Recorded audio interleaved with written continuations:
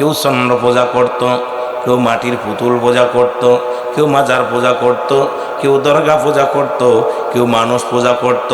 কেউ মুসলমান পৃথিবীর মধ্যে তারা নিজেরাই দেবতা বানায়া, পুতুল বানায়া তারা নিজেরাই দেবতা দেবতা বানায়া, খোদা বানায়া তারা নিজেরাই সেই দেবতারে খোদা বলে মানত।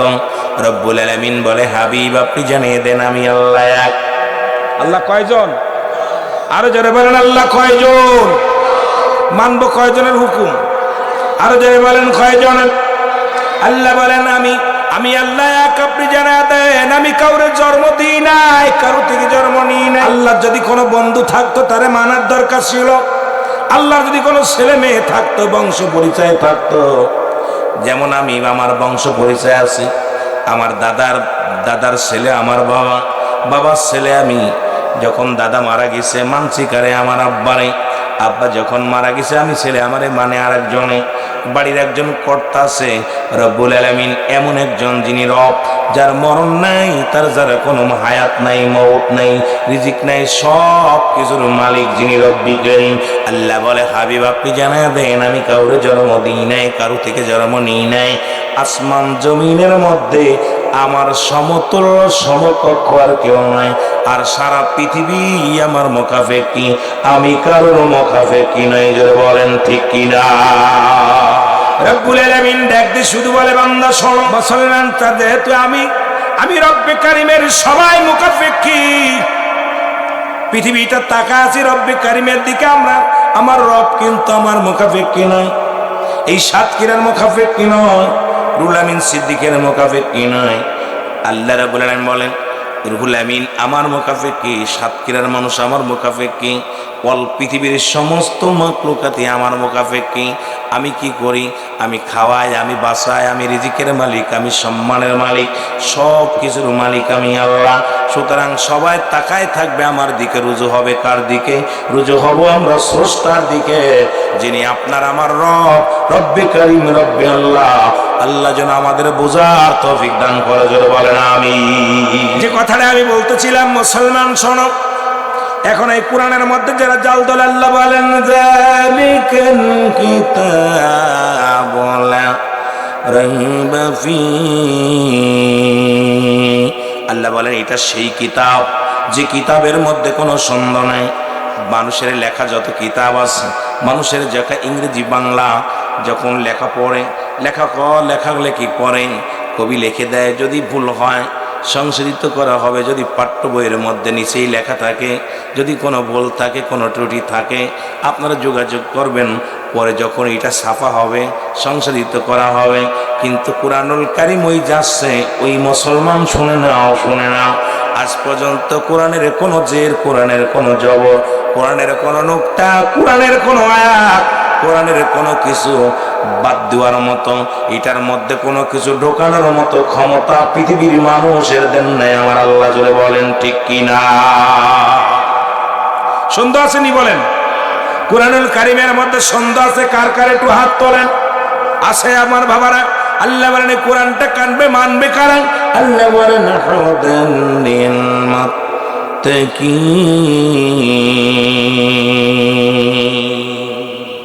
মুত্তাকিন, যারা কোরআন মানবে তারা, আল্লাহর হেদায়েতের মধ্যে আছে যারা, কোরআন কি নিয়ে গবেষণা করবে তারা, তাদের জিন্দেগি কোরআন। কার? আল্লাহ বলে মিনান নাস, মানুষের মধ্যে একদল আছে, মায়াকুল, তারা বলবে আমার না, তার ঈমান আনছে বিল্লাহি, আল্লাহর প্রতি। একদল মুনাফিক আছে, ওরা মন্দিরেও যায়, মসজিদেও যায়, বুয়ে মাসি মার্কা মুসলমান, রাগ করবেন না, গাজী কালুর গানেও যায়, হিন্দুদের প্রতিমাও যায়, আবার আল্লাহর কাছেও চায়, মানুষের কাছেও চায়, আল্লাহর কাছে চায়, দরগায় যে চায়, আল্লাহর কাছে চায়, রাগ করেন আবার, আল্লাহর কাছেও চায়। আবার মুসলমান ওই 10 হাতালা দেবতার কাছেও যে চায়। হিন্দুদেরও যে ধর্ম, ওরও সেই কর্ম, হিন্দুদের যে আদর্শ, ওর সে আদর্শ, কিন্তু মুখের ভিতর লম্বা দাড়ি লম্বা টুপি লাগাইছে, কিন্তু চরিত্র ওদের চাইতে একটু পরিবর্তন হয় নাই। ওই মুনাফিকদের চরিত্র তাদের মধ্যে আছে। আল্লাহ কয় তারা কারা? আল্লাহ কমিনান নাস, মানুষের মধ্যে মায়া করে তারা বলবে আমান্না, তারা ঈমান আনছে বিল্লাহি আল্লাহর প্রতি, ওয়া বিল ইয়াউমিল আখির, আখিরাতের প্রতি বিশ্বাস স্থাপন করছে। তারা বলবে মা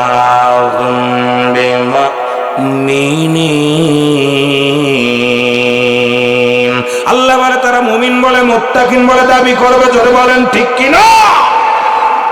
মুনাফিক চিনা বড় সহজ এখন, অনেক মুনাফিক, এগুলো চেহারা সুরত আপনার আমার মতো। সর্বপ্রথম পাহাড়ে নাজিল করেছিল, পাহাড় বলে আল্লাহ আমার দিয়েন না, আমি জুইলে যাব। এটার ওজন কম না, ধরছি না?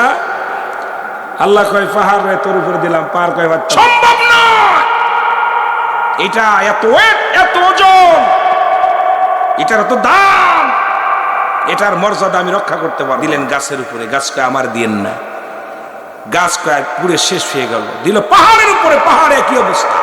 দিল জমিনের উপরে, জমিনে একই অবস্থা। দিল এই মানব জাতির মধ্যে। সেই কোরআন ভিতরে ঢুকানো পর জিনার মধ্যে জড়িত, ব্যভিচারের মধ্যে জড়িত, ঘুষের মধ্যে জড়িত, সুদের মধ্যে জড়িত, কোরআন যে ব্যক্তি আয়ত্তে করলো, কোরআনকে যে মানলো, কোরআনের আইন, কোরআনের বিধান যে অস্বীকার করলো, কোরআনের প্রতি অবজ্ঞ করলো, কোরআনের প্রতি অবমাননা করলো, বুঝে গেল সে ব্যক্তি আল্লাহর সম্পূর্ণ আল্লাহর দুশ্মন। এই পৃথিবীর মধ্যে দুশ্মনে মুসলমান। জোরে বলেন ঠিক কিনা? আরো জোরে বলেন ঠিক কিনা? এই কোরআন মানুষের মধ্যে দিচ্ছে, তাহলে বোঝা গেল এর দাম কত, এর ওয়েট কত, এর এত ভার, এটার ওজন অনেক। আপনি আমি পড়েছি লা ইলাহা ইল্লাল্লাহু মুহাম্মাদুর রাসূলুল্লাহ। সাক্ষ্য দিলেন, কি বললেন? আশহাদু আল্লা ইলাহা ইল্লাল্লাহু ওয়াহদাহু লা শারীকা লাহু আশহাদু আন্না মুহাম্মাদান আবদুহু ওয়া রাসূলুহু। মানুষগুলো সাক্ষী দিল, কালেমা পড়লো, তারপরও ফিরে আসছে, কেননা তার অতীতের দিকে ফিরে। ভবিষ্যতে এই মানুষগুলো ইমান যে বেচা কিনা করে। আব্দুল্লাহ ইবনে উবাইয়ের চরিত্র মানুষ, অসংখ্য আব্দুল্লাহ ইবনে উবাইয়ের চরিত্র মানুষ আমাদের মধ্যে আছে, যারা দেখা যায় অতীতে ভালো ছিল, বর্তমানে ভালো নাই। আমার ভাইয়েরা, আমার বন্ধুরা, আপনি আমি সাক্ষী দিলাম না ইলা, নাই কোনো ইলা ইল্লাল্লাহু, এক আল্লাহ ছাড়া। তাহলে মাথা নত করবো কার কাছে? কার কাছে বলেন? এই কালেমাটা পড়ছেননি? কথা বলেন, পড়ছেন? মুসলিম জাতির 5টি স্তম্ভের মধ্যে আমি একদম জানা ওয়াজগুলো করব। যেহেতু আপনারা পল্লীর মানুষ, আমিও এত জ্ঞানী না, আপনারাও এত জ্ঞানী না যে 2-4টে থাকে। কারণ জ্ঞানী মানুষ এখন পল্লীতে বাস করতে চায় না, তারা আগেই টাউনে চলে যায়। সরল সোজা মানুষগুলো, সরলপানা মানুষগুলো, এই পাগলগুলো দেশের মধ্যে বাস করে। ধুলাবালির সঙ্গে যাদের মহব্বত, মাটির জগতের যাদের মায়া, দেশের প্রতি যাদের মায়া, এরা ত্যাগ করে যেতে পারে না। এই মা বাবার ভিটা ছেড়ে তারা ভালো মতো বাঁচতে চায় না, তারা ভালো খাইতে চায় না, পড়তে চায় না, তারা চায় সমাজ এবং জাতিকে নিয়ে। আর যারা নিজের চিন্তা করে মুসলমান, তার আগেই সরে যায় দেশ থেকে। সুতরাং এই অবহেলিত মানুষগুলো যারা বসে আছেন, গভীর মনোযোগ, সবাই তো পড়েছেন 5টি স্তম্ভের মধ্যে। 1 নম্বরে কালেমা, 2 নম্বরে নামাজ, 3 নম্বরে কালেমা, নামাজ, রোজা, হজ, যাকাত। যেটা বলে ঠিক কিনা? এই 5টি স্তম্ভের মধ্যে 1 নম্বরে কালেমা পড়া লাগবে কি লাগবে না? আমার মাগুরাতে প্রায় 70% হিন্দু। তা আপনি বিশ্বাস করবেন না, ওরা সালাম দেয়। সালাম কেমনে দেয় জানেন? রাসূলের জামানাও সালাম দিত মুসলিমেরা। তারা রাসূলকে একদিন, যে রাসূল বসে আছেন, এক মুসলিম যে সালাম দেয় নবীজিকে, আসসালামু আলাইকা, হে হাবিব আপনার মৃত্যু হোক। কি হোক? জোরে বলেন না, কথা না বললে আমি ওয়াজ করতে পারবো না। জোরে বলেন, কি বললো? মৃত্যু হোক। নবীজিকে সালাম দিতেছে, আসসালামু আলাইকা, হে হাবিব আপনার মৃত্যু হোক। রাসূলুল্লাহ উত্তর দিলেন আলাইকা। কি উত্তর দিলেন? জোরে বলেন না, কি উত্তর দিল? আমাদের মধ্যে অনেক অমুসলিম আছে, হয়তো সালাম দিয়া দেখে মনে করবেন এটা মনে হয় মুসলমান হয়ে গেছে বালা, আর ওইটা বড় বাটফা, ওইটা যদি সমাজ নষ্ট, যেটা বলেন ঠিক কিনা? ওরা দেখে অনেক মুসলমান কয় ওদের আমল ভালো, ওরা কালেমা পড়তে পারে। আসলে শর্ত পড়া না মানা, যেটা বলেন ঠিক কিনা? পড়া না মানা, অনেকেই কালেমা পড়তে পারে, তাই বলে কি মুসলমান? যেটা বলেন মুসলমান, এরা কি মানে না, অন্তর থেকে মানে না। আমার ভাইয়েরা কালেমা পড়লেন লা ইলাহা নাই কোন ইলাহ ইল্লাল্লাহু এক আল্লাহ ছাড়া। যদি উনি এইটা যদি কালেমায় যদি সত্য মানত, ও জীবনেও প্রতিমার কাছে যাইত না। যদি কালেমা মানত, যদি আল্লাহ মানত ইলা নাই, তাহলে জীবনে উনি চন্দ্র পূজা করতো না, দেবতা পূজা করতো না, দুর্গা পূজা করতো না, মূর্তি পূজা করতো না। ওই একমাত্র রব্বে কারিমের পূজা নিয়ে ব্যস্ত থাকতো। আমার বাবারা আমার রব্বে কারিমের গোলামি নিয়ে ব্যস্ত থাকতো। আল্লাহ বলেন, হাবিব আপনি জানায়া দেন আমি ছাড়া কেউ না, আমি আল্লাহ, ও দ্বিতীয় কেউ নাই, লা ইলাহা নাই কোনো ইলাহ ইল্লাল্লাহু এক আল্লাহ ছাড়া। মুহাম্মাদুর রাসূলুল্লাহ আল্লাহ পাকের প্রেরিত রাসূল বা বান্দা হলো আমি নবী রাহমাতুল লিল আলামিন। একমাত্র অনুসরণ করব রাহমাতুল লিল আলামিনকে, আর মানব আল্লাহ রাব্বুল আলামিনকে। আল্লাহর বিধান মেনে চলতে চাই কি চাই না? এ দুনিয়ার মুসলমান গভীর মনোযোগ।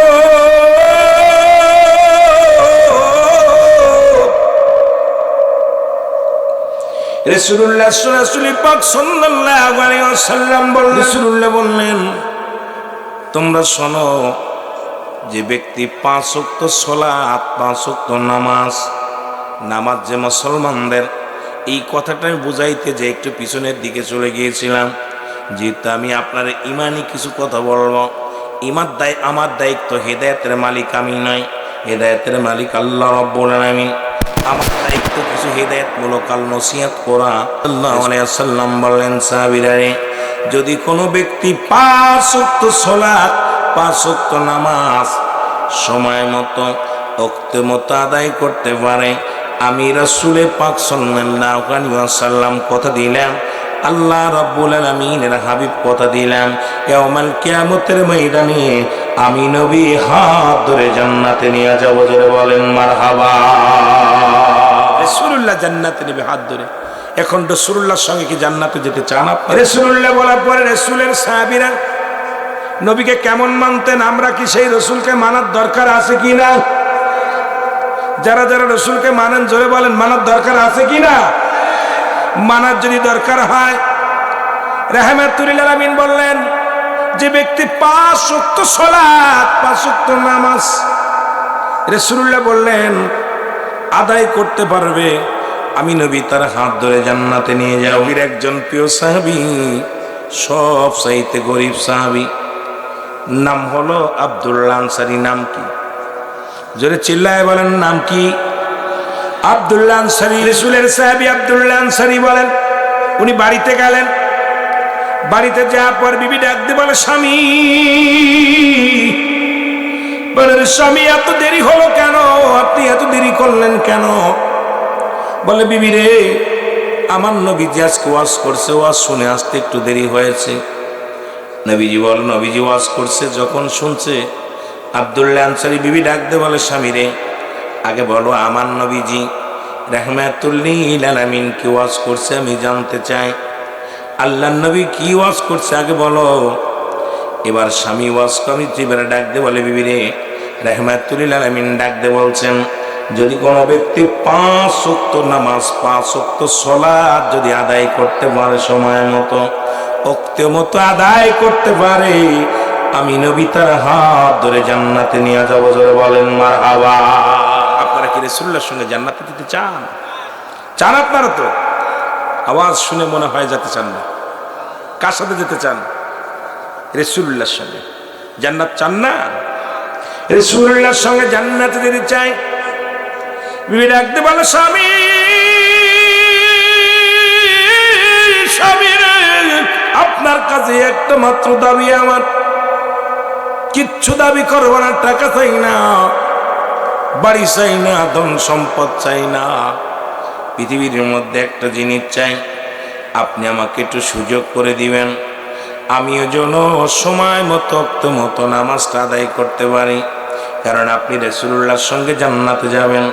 ও আমার স্বামী, আমিও আমল করতে চাই, দিয়ামাল কিয়ামতের ময়দানে রাসূলুল্লাহর সঙ্গে যেন আমিও জান্নাতে যেতে পারি। জোরে বলেন মারহাবা। স্বামী স্ত্রী দুজনই কত রাসূলকে কত ভালোবাসতেন, আল্লাহর বিধান কেমনভাবে মানতেন। আমাদের বিবিগুলো যেবার হেসারিতে ভালো মাছ বিক্রি হইলে আমার এটা বানাই দিবা, এটা করে দিবা। রাসূলের সাহাবীর বিবিগণ তার একটাই আশা ছিল যে আমি স্বামী যেমনি আমল করে আমরাও এমনি আমল করব। আমার মা বোনেরা আলোচনায় যারা আসছেন খেয়াল করবেন, যারা আসেন নাই আপনার বাড়ি যে ওয়াজটা শোনাবেন। রাসূল পাক সাল্লাল্লাহু আলাইহি সাল্লামের সাহাবী আব্দুল্লাহ আনসারী বলে, বিবি রে, ও বিবি, কথা দিলাম দেখা যাক। প্রতিদিন রাসূলুল্লাহর পিছনে নামাজ আদায় করেন আব্দুল্লাহ আনসারী। সালাম ফিরে আসসালামু আলাইকুম ওয়া রাহমাতুল্লাহ, আসসালামু আলাইকুম ওয়া রাহমাতুল্লাহ। আনসারী ঘর থেকে মসজিদ থেকে দূরে চলে যায়। রাসূলুল্লাহ বলেন, আমার সাহাবীরা রে, আমি লক্ষ্য করে দেখলাম আজ কটা দিন আমার আনসারী সালাম ফিরায় নামাজ শেষ করে দৌড় দিয়ে বাড়ি হয়ে যায়। কেন আমার আব্দুল্লাহ আনসারী তো এরকম ছিল না। আমি নবী যখন আলোচনা করতাম তারা শুনতো, কিন্তু আমি নামাজ সালাম শেষ করার পর আমার আনসারী কাজ দেখতে পাই না। কারণটা কি? রাসূলুল্লাহ বলা পর সাহাবীরা বলে, ইয়া রাসূলুল্লাহ, ইয়া হাবিবাল্লাহ, নিশ্চিত আপনার আনসারী দুনিয়ার কোনো প্রেমে পড়েছে, দুনিয়ার কোনো ঝামেলার মধ্যে আছে। এই কারণে নামাজ শেষ করে দেরি করে না, দৌড়ায়া চলে যায়, দৌড়ায়া চলে যায়। আব্দুল্লাহ আনসারী, ও মুসলমান শোনো, একটু দিলের কান্না লাগা শোনো আমার যুবক বাবারা যারা আছেন, বৃদ্ধ বাবারা যারা আছেন। নবীজি চলে গেলেন আনসারী বাড়িতে, সালাম দিলেন, আসসালামু আলাইকুম ইয়া আহলাল বাইত, আসসালামু আলাইকুম ইয়া আহলাল বাইত। একবার নয়, দুবার নয়, তিনবার সালাম দিলেন। রাহমাতুল আলামিন সালাম দিলেন। 3 বার সালামের জবাব নবীজি পাইলেন না। এরপরে নবীজি একটু মনে কষ্ট পেয়ে রওনা হয়ে গেলেন। পিছন থেকে আনসারী ফিরেছে, ওয়ালাইকুম আসসালাম ইয়া রাসূলুল্লাহ, ওয়ালাইকুম আসসালাম ইয়া হাবিবাল্লাহ, ওয়ালাইকুম আসসালাম ইয়া রাহমাতুল আলামিন। আমার নবী আনসারী, তুমি 3 বার সালামের জবাব দিলাম, নিশ্চিত আমার মার বুঝতে বাকি নাই, তুমি 3 বারই সালাম শুনেছিল, উত্তর দেও নাই। আনসারী বলে, ইয়া রাসূলুল্লাহ, ইয়া হাবিবাল্লাহ, আল্লাহর কসম করে বলি আমি আজ আপনার সালাম শুনেছিলাম কানে, আমি উত্তর দিতে পারি নাই। সালাম শুনেছিলাম কিন্তু উত্তর দিতে পারি নাই। রাসূলুল্লাহ বলেন, তুমি উত্তর দিলে না কেন? বলে, ইয়া রাসূলুল্লাহ, কেন জবাব আমি দিতে পারবো না?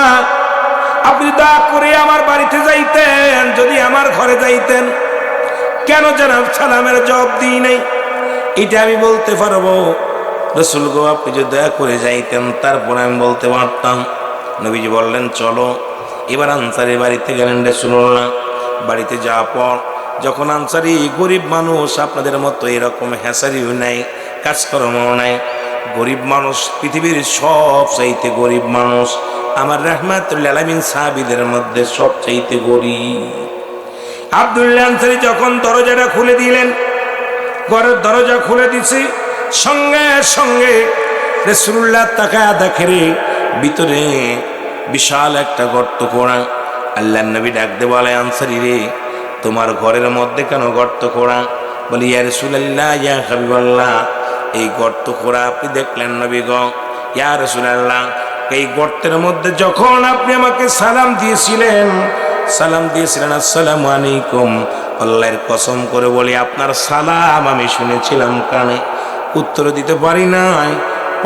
এই জন্য নবী গো, আমি এই গর্তের মধ্যে উলঙ্গ অবস্থায় বসেছিলাম। আল্লাহর নবী বলেন, আনসারী,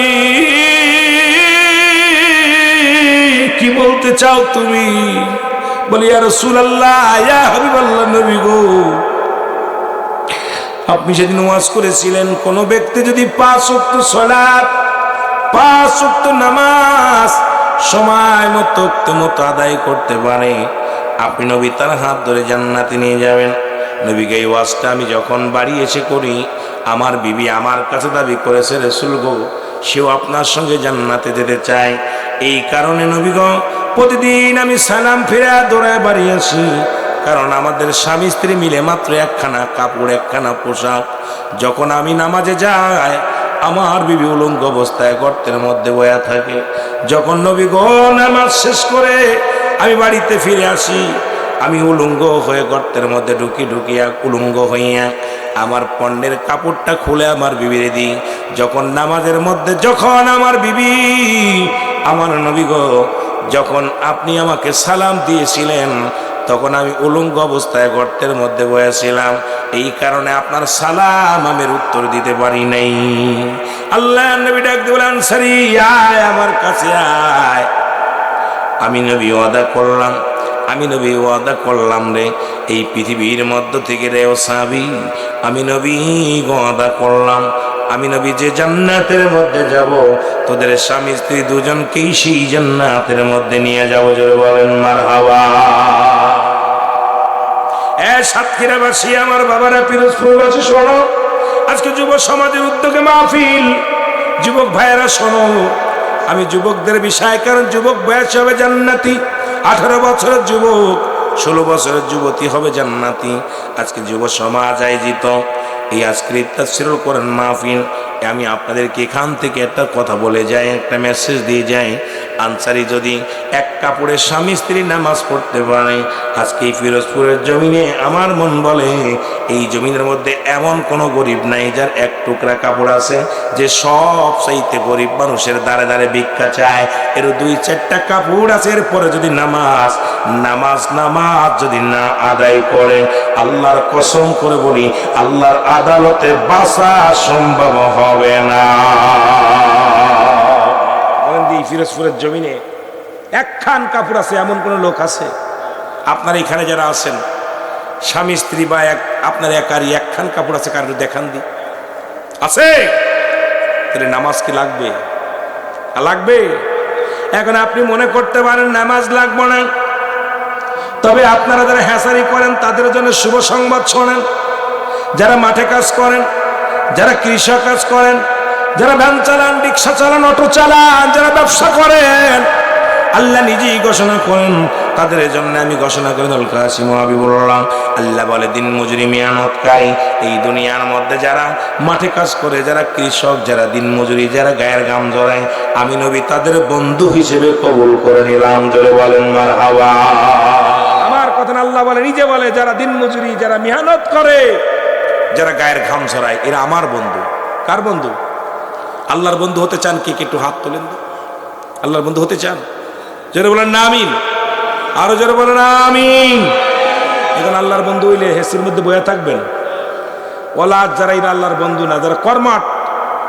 আসতে পথে যত দেখে আসলাম প্রাণটা ভরে গেছে, জোড়ায় গেছে প্রাণটা। যেই মানুষগুলো এখনো রাত্রে কত কষ্ট করতেছে, হেসারি পানি দিচ্ছে, কেউ দেখাশোনা করতেছে, কেউ খাবার দিচ্ছে, এই আশ্চর্য হয়ে গেলাম। আপনারাও সবাই এই কষ্ট করেন, কারণ অলস মানুষ দেখলে বোঝা যায়। আল্লাহ নিজে বলে যারা মেহনত করে, যারা কষ্ট করে, যারা ঘাম ঝরায়, এরা আমার বন্ধু। কার বন্ধু? জোরে বলেন না কার বন্ধু? আরো জোরে বলেন। আল্লাহর বন্ধু হওয়া ভালো না শয়তানের বন্ধু হওয়া ভালো? মানুষের বন্ধু হওয়া ভালো না আল্লাহর বন্ধু হওয়া ভালো? আল্লাহর বন্ধু। এখন তাই বলে আবার নামাজ ছেড়ে দেন না। চিন্তা করতে পারেন, রুহুল আমিন সিদ্দিকী বলে গেছে যে আল্লাহর বন্ধু আমরা কাজ করি, মাঠে কাজ করি, কিষান দিই, জন দিই, মানুষের বাড়ি কাজ করি, আমরা হেসারি চালাই, আমরা তো আল্লাহর বন্ধু হয়ে গেছি। এখন আর নামাজের দরকার কি? যুব সমাজ আয়োজিত মাহফিলে বয়া আমরা শুনেছি সিদ্দিকী সাহেব বলছে আমরা সবাই আল্লাহর বন্ধু। এখন নামাজ না পড়লেও শুনে করছেন নি? খবরদার, খবরদার, এই ভুল করা যাবে না। আল্লাহর বন্ধু তো আল্লাহর গোলামি বেশি করবে। জোরে বলেন ঠিক কিনা? আরো জোরে বলেন ঠিক কিনা? বন্ধু তো বন্ধুর প্রশংসা বেশি করে, বন্ধু তো বন্ধুর ভালোবাসা বেশি, বন্ধুরে তো বন্ধু জীবন ঝুঁকি নিয়ে বন্ধুর প্রেমে, বন্ধুর আপদ বিপদে ঝাঁপিয়ে পড়ে। যেহেতু আল্লাহ আপনাকে বন্ধু হিসেবে কবুল করেছে, আমরা আল্লাহর বেশি বেশি গোলামি করতে চাই। জোরে বলেন ঠিক কিনা? আর একটু জোরে বলেন ঠিক কিনা? যুব সমাজ আয়োজিত রাসূলের দরবারে এক যুবক প্রতিদিন নামাজে যাইতেন। বাবা রাসূলুল্লাহর পিছনে নামাজ আদায় করতেন এক যুবক সাহাবী। আমি যুবকদের কথা বলি, বাবারা শোনো, প্রতিনিয়ত 5 ওয়াক্ত সালাত রাসূলুল্লাহর সঙ্গে আদায় করতেন। ইসলামটাকে মানতেন, ইসলামের বিধান মানতেন, কোরআন মানতেন। এই কোরআন অত্যন্ত ভালোবাসতেন, শ্রদ্ধা করতেন। আমার বাবারা আমার, রাসূল যে ঘোষণা করেছেন সেই ঘোষণাগুলো সব শুনতেন, আদেশ নিষেধগুলো মেনে চলতেন। যুবক মুসলমান, রাসূল একদিন ওয়াজ করলেন, দুইটা জিনিস যে ব্যক্তি হেফাজত করতে পারবে, আমি নবী কথা দিলাম, আমি নবী ওয়াদা করলাম, ওই ব্যক্তিকে আমি নবী হাত ধরে জান্নাতে নিব। এখন আবারও আপনাদেরকে বলি, রাসূলুল্লাহ ওয়াদা করেছে দুইটা জিনিস যে ব্যক্তি হেফাজত করতে পারবে, আল্লাহর নবী তার হাত ধরে জান্নাতে নিবে। আপনারা কি আল্লাহর নবীর সঙ্গে হাত ধরে জান্নাতে নিকে এটা চান কি চান না? যদি বলেন চান কি চান না? যদি চান, রাসূলুল্লাহ বললেন এই দুইটা জিনিসের মধ্যে নাম্বার 1, এক নাম্বার হলো দুগালের মধ্যবস্তু যেটা জিহ্বা। এই জিহ্বা দিয়ে কাউকে গালি দেওয়া যাবে না, এই মুখ দিয়ে কাউকে ফাহিশা কথা বলা যাবে না, এই মুখ দিয়ে দুনিয়ার মধ্যে মদ গাঁজাইয়া বা পান করা যাবে না, এই মুখ দিয়ে পবিত্র আল্লাহর জিকির করবেন, গুণগান গাবেন, এই মুখটারে পবিত্র রাখবেন। রাসূলুল্লাহ বলছে দুইটা জিনিস যে ব্যক্তি হেফাজত করতে পারবে, আমি নবী তারে জান্নাতে নিয়ে যাব, হাত ধরে জান্নাতে নিয়ে যাব।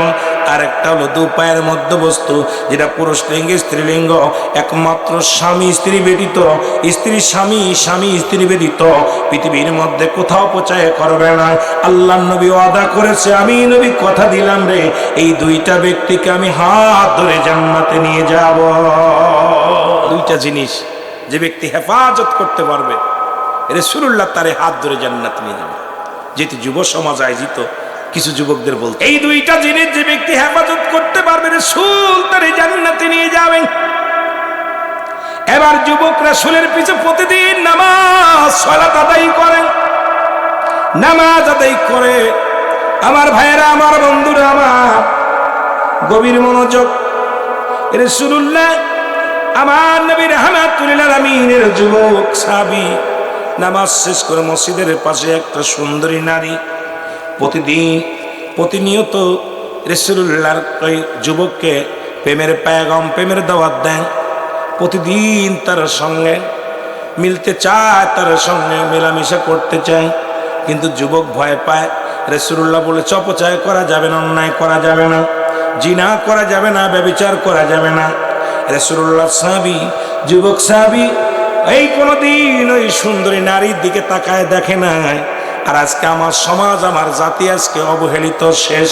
কারণ কোথাও সারা বাংলাদেশে গ্রাম অঞ্চলে, পল্লীতে টাউনে সব জায়গায় জিনা, ব্যভিচার, অন্যায় ভরে গেছে। জোরে বলেন ঠিক কিনা?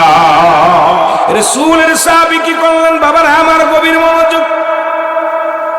এই যে মহিলা কি করলেন? প্রতিনিয়ত প্রেমের পেগাম দিলেন, কখনো তার কথায় রাজি হলেন না, তার কথায় রাজি হন নাই। এমন একদিন গভীর রাত্রে রাসূলুল্লাহ ঈশান নামাজ আদায় করিয়া সাহাবীদেরকে নিয়ে আলোচনা শোনাইতেছিলেন। একটু বিলম্ব হয়ে গেছে, ওই পথ দিয়ে যাইতেছিলেন যুবক সাহাবী। ওই মেয়েটাকে করলেন, রাসূলের সাহাবীকে ধরলেন, অন্য মানুষ দিয়ে ধরায়া নিয়ে গেলেন, ধরায়া নিয়ে যে বাড়ির মধ্যে নিলেন, প্রেমের অফার দিলেন, বিয়ের প্রস্তাব দিলেন। মেয়েটাকে ডাক দে, বলে মেয়েরে তুমি রব্বে কারিমের ভয় করো, আল্লাহর ভয় করো। কারণ এই জীবন নয়, এমন একটা জীবন আসবে যে দেশে গেলে মানুষের বিচার হয়, যে দেশে গেলে মানুষের হিসাব হয়, যে দেশে গেলে মানুষ আর কোনোদিন ফিরে আসে না, যে দেশে গেলে মানুষ আর কোনোদিন আসা সম্ভব নয়। যুবতী রে, তুমি সেই রব্বে কারিমের ভয় করো, দুনিয়ার জিনা ব্যভিচার বন্ধ করো, দুনিয়ার মধ্যে অন্যায় কাজ থেকে ফিরে আসলে।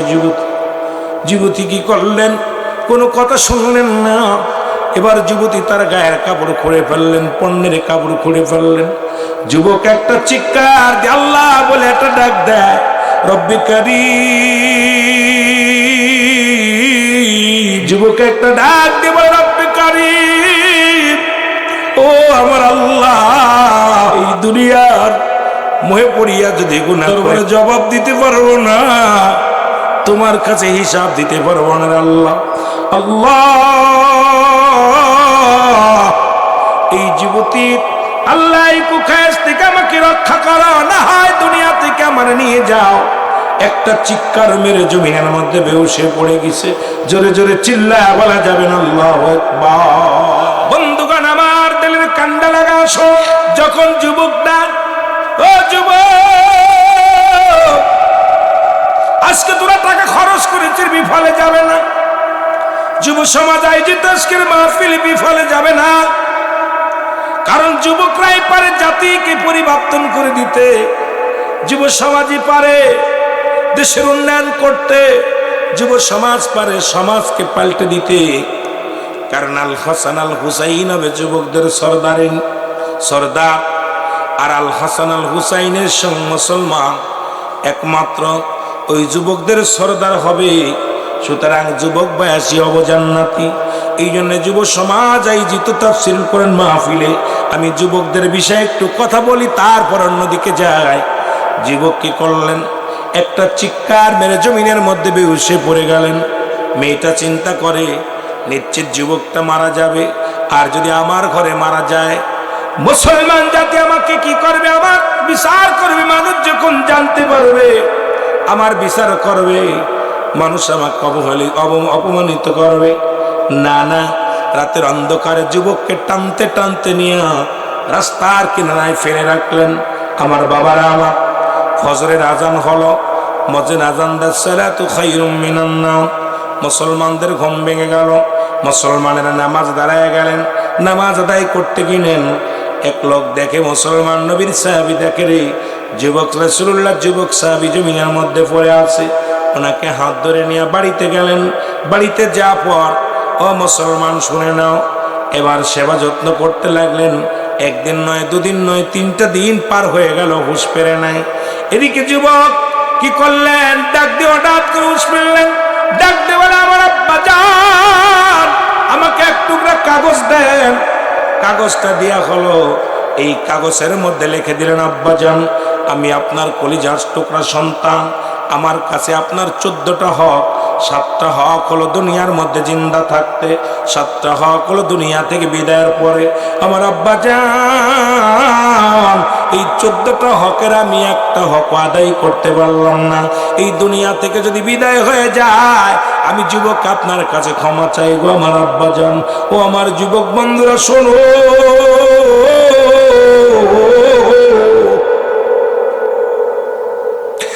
যুবক ডাক দিলেন, লিখলেন, চিঠি নিয়ে লাগলেন, আমার আব্বা জান, আপনার কাছে ক্ষমা চাই। শুরুতে 1 নম্বরে আপনার কাছে ক্ষমা চাই, যদি ভুল করে থাকি আমার মাফ করে দিয়েন। আমি আপনার 14টা হকের একটা হক আদায় করতে পারলাম না। আমি আপনার কাছে 2টা দাবি করে যাব। 1 নম্বর দাবি, আমি যদি মারা যাই, এই আমার লাশখানা পৃথিবীর কোনো মানুষকে দেখাবেন না। এই লাশখানা রাতের অন্ধকারে এই দুনিয়ার মধ্যে বাবা গো দাফন করে দিবেন। দুনিয়ার কোনো মানুষকে আমার মরা সংবাদ জানাবেন না বাবা গো। দুনিয়ার মধ্যে আমার মরা লাশখানা কোনো গোরস্থানে শোয়াবেন না। আমি যদি মারা যাই, আমার এই লাশখানা বাবা এই ঘরের মধ্যে দাফন করে রাখবেন। এই বলিয়া পৃথিবীর মধ্যে থেকে যুবক কিছুক্ষণ পরে যুবকটা চির বিদায় হয়ে মারা গেলেন। জোরে জোরে চিল্লায় বল আল্লাহু আকবার।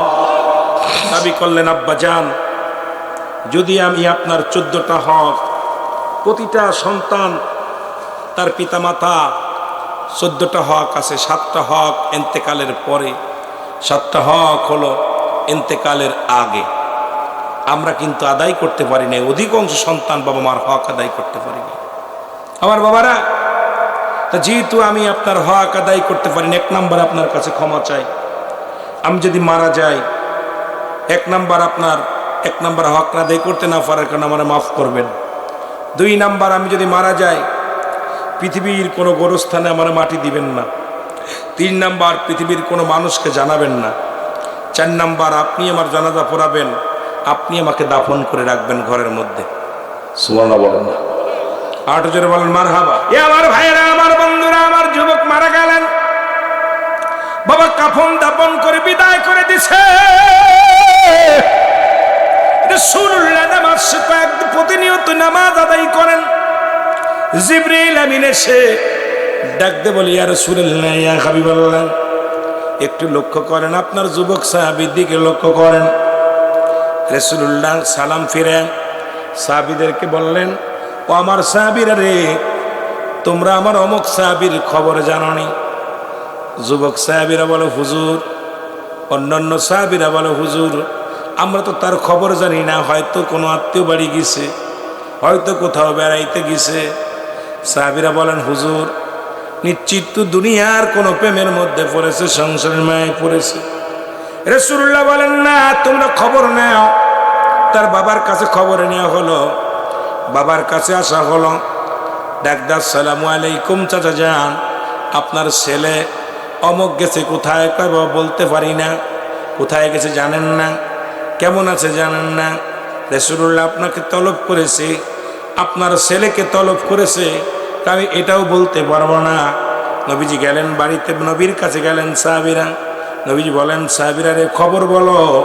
বলে, ইয়া রাসূলুল্লাহ, ইয়া হাবিবাল্লাহ, কি খবর বলবো নবী গো, আমি কি খবর বলবো?